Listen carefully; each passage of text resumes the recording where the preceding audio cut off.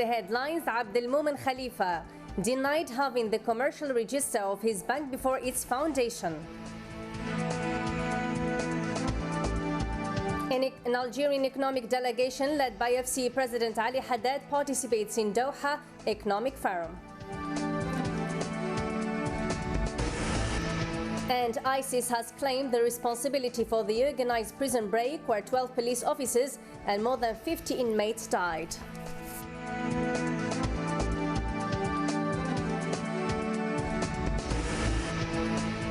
Hello ladies and gentlemen, you're watching Dzair News and welcome to this English News edition.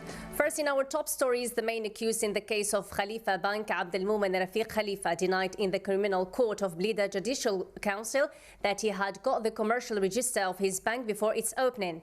The accused said on the fifth day of the trial that he got a temporary license of 1 year in September 1998 to create the bank, which started its activity 2 or 3 months later, respecting legal procedures. And for more details about the matter, we move to our correspondent Siham Sadou, who is present at the premises of Blida Judicial Court. Hello Nadia. So today Khalifa file continues.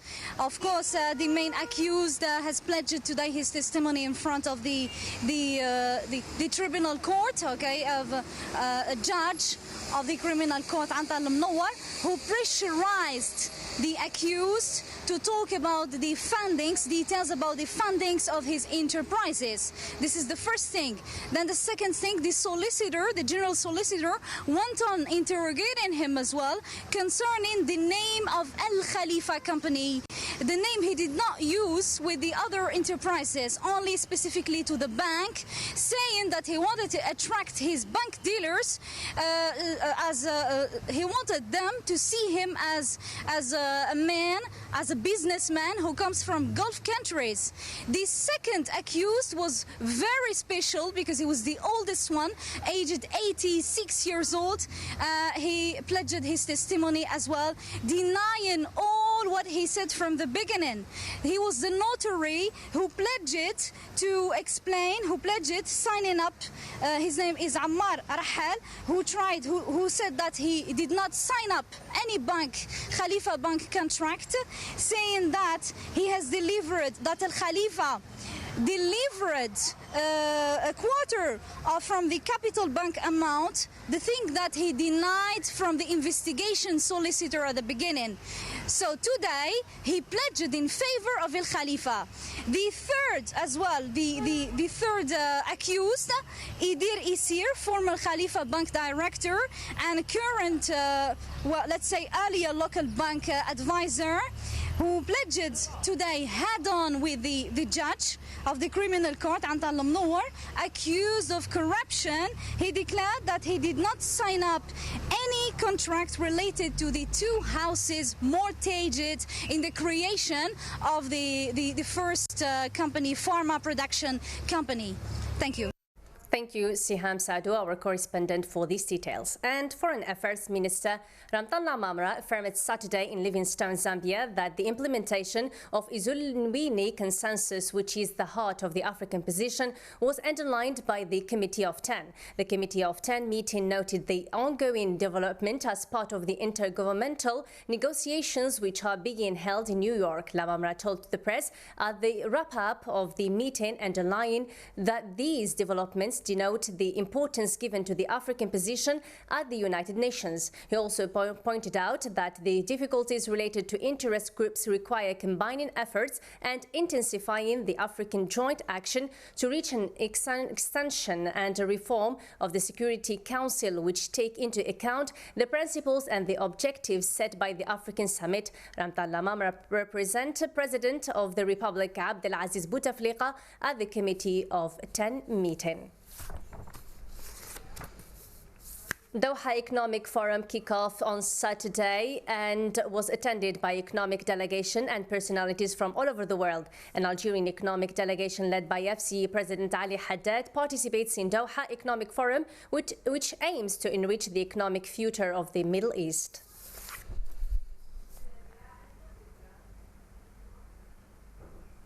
A source from the Ministry of Housing and Town Planning has confirmed to Dzair News that the delivery of public accommodation of public format will not be ready before the end of 2016, which is contrary to what the minister has declared before when he said that the first delivery of the keys will be in 2 months. Usama Snoussi.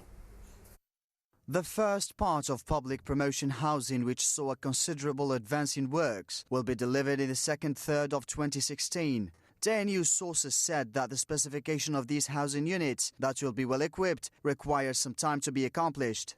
A few days ago, the Minister of Housing and City Planning, Abdelmajid Tebboune, had declared that some housing units of the same type will be ready in 2 months and will be delivered completely equipped to their owners. In a 2 months and a half time, we will see the prototypes in reality. We will see the models of 3, 4 and 5 bedroom apartments. Between this and that, some of the people registered in the form of public promotion housing fear ending up like those of AADL housing few years ago. Meanwhile, AADL seems to be a solution for most employees to avoid the burden of tenancy, especially that the Minister of the sector promised that the agency schedule will enter the stage of realization before the end of the current year, and that the housing planning of AADL subscribers 2001-2002 will also be delivered before the end of the year. Moving on to the southwestern province of Al-Bayid, where the old castle of Boursoul is threatened to disappear after it has been neglected by the relevant authorities and therefore left abandoned. The castle is about to fade away due to natural and human factors, and the only way to save it is the intervention of the relevant authorities, as they should take this matter seriously or the castle would fall apart. Shakib Lawishi. The antique castle in the area of Boursoul, Al-Bayid, is one of the oldest castles and is apparently in a bad condition, as nowadays it is abandoned by the relevant authorities. The castle is completely deteriorated because of natural and especially human factors, and it is now under the threat of disappearing. This castle is considered as an open sky museum, and as you can see, it is unfortunately under the threat to disappear due to natural and human factors. Any visitors will notice that this place is completely neglected. This is a pity to see such things. A castle like this one must be maintained and preserved because it attracts many tourists. The castle is considered as a historical and unique vestige in the area of Al-Bayid, as it was 8 centuries ago home to Beni Amr tribes, and we can still see their footprint on the old architecture of the buildings. This open sky museum is dying little by little, and the only solution to preserve it is the intervention of the relevant authorities that should take into consideration this case seriously. Moving on to world news, where in Iraq, ISIS has claimed the responsibility for the organized prison break, where 12 police officers and more than 50 inmates died. ISIS says its fighters coordinated on the outside with its members who were inside the facility to help the 40 prisoners to escape. Shakib Lawishi. Iraqi officials said on Saturday 50 inmates and 12 police died in a police escape organized by Islamic State. According to a statement posted on several prominent ISIS accounts on Twitter, fighters on the outside blew up military and security vehicles near the prison with improvised bombs. At the same time, ISIS members imprisoned on the inside took control of a weapon storage room and started the gunfight. In all, 40 prisoners escaped, including 9 who had been in custody on terrorism charges. Elsewhere in Diyala province, 11 people were killed and 15 wounded in twin explosions in the town of Baladruz late Friday. Meanwhile, 4 people were killed on Saturday when a powerful car bomb exploded in Baghdad, near Shiite Muslims preparing for an annual pilgrimage. While Baghdad hasn't been hit as hard by ISIS as other parts of the country, it has seen plenty of bloodshed in recent years, much of it tied to persistent tensions between Sunni and Shiite Muslims. Shiite pilgrims have often been among the victims. Thousands have been killed or wounded over the past decade. In Yemen, Houthi rebels and the Saudi-led military coalition seem on the verge of coming to a 5-day ceasefire so that much-needed health supplies may be allowed into the country. In the meantime, former President Ali Abdullah Saleh's residence has been hit by a coalition airstrike, but the witnesses maintain he is safe and sound. Meher Mizdahi.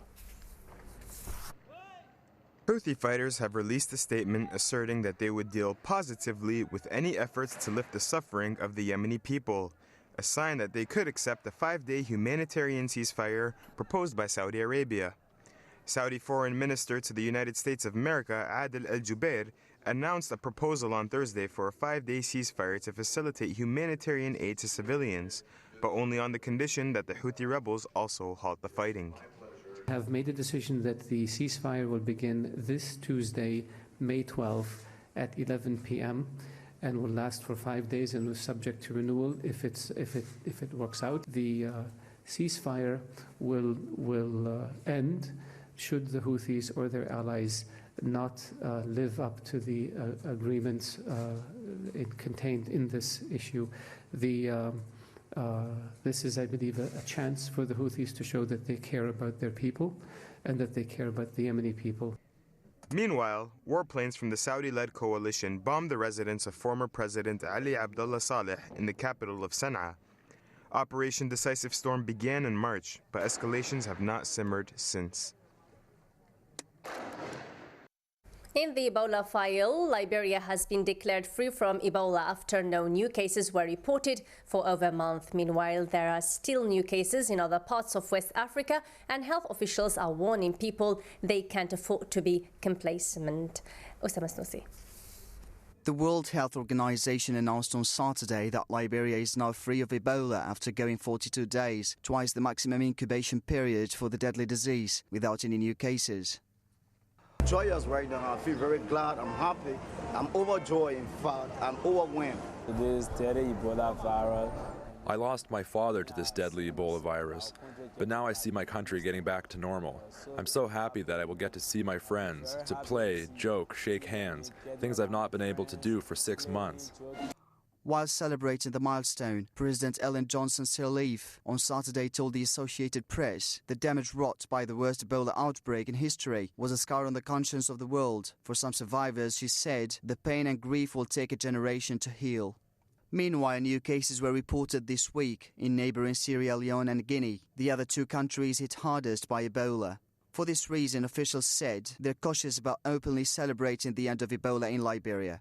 That does not mean that we should be complacent, because what it comes down to is that we should still be very serious in maintaining the precautionary measures, and that we should translate the knowledge that was gained in Liberia in the fight against Ebola to the neighboring countries so as to help them attain the same virus-free status after 42 days. Moscow has celebrated the World War II victory anniversary with a grand concert and fireworks in the evening. Earlier, Russia staged its biggest military parade, but most Western leaders did not attend because of Russia's role in Ukraine. Kenfa Zachary. Fireworks have rounded off events in Moscow, marking the 70th anniversary of the end of World War II. The conflict is known as the Great Patriot War in Russia. Earlier, the country staged what was claimed to be the world's largest ever military parade. On show was the Armata T-14, Russia's first new tank for 40 years. Soldiers, some in World War II uniforms, filed past under blue skies and bright sunshine. War veterans watched from the grandstand, chests bristling with medals, while crowds filled side streets around the Kremlin, cheering as fighter jets roared overhead. President Vladimir Putin addressed those gathered saying, "This great victory will forever remain a heroic height of our country's history, but we remember our allies of the anti-Hitler coalition. We're grateful to the people of Great Britain, France and the US for their contribution to victory." China's president was the most prominent world leader in attendance. There was a near-complete absence of European leaders, underlining tension between Russia and the West over the Ukrainian crisis. German Chancellor Angela Merkel skipped the parade, as did U.S. President Barack Obama and French and British leaders. Bao was to attend a wreath-laying ceremony in Moscow on Sunday.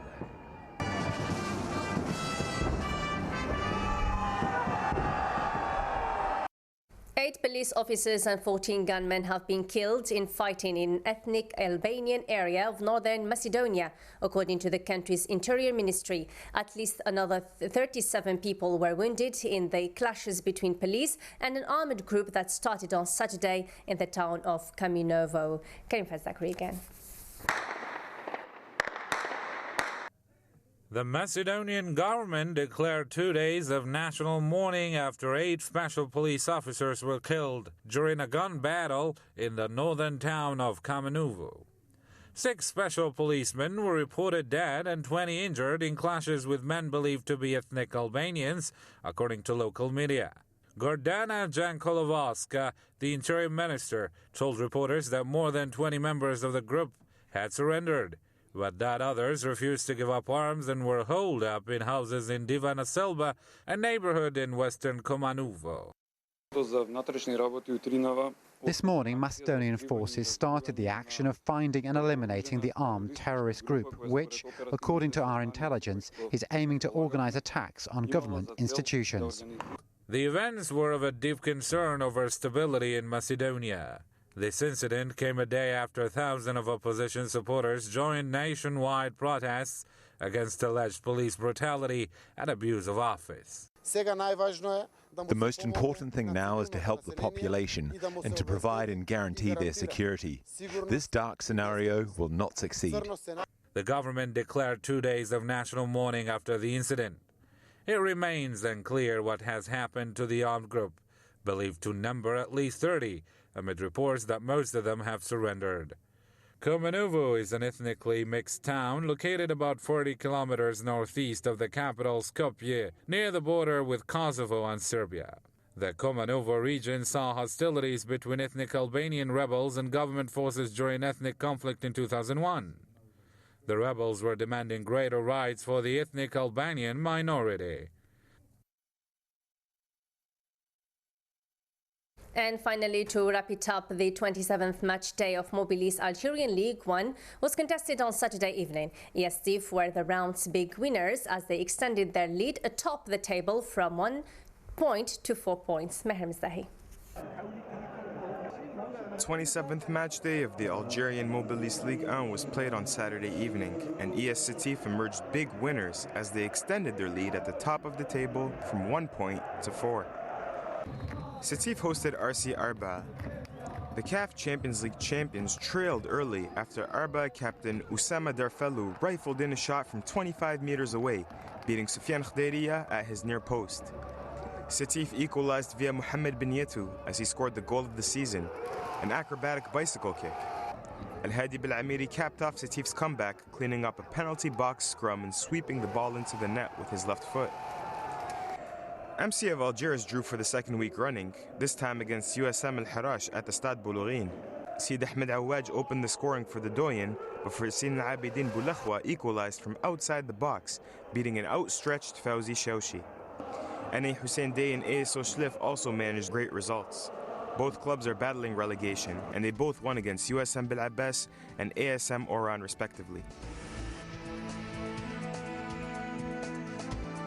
The end of our English news edition. Thanks for watching. Bye-bye.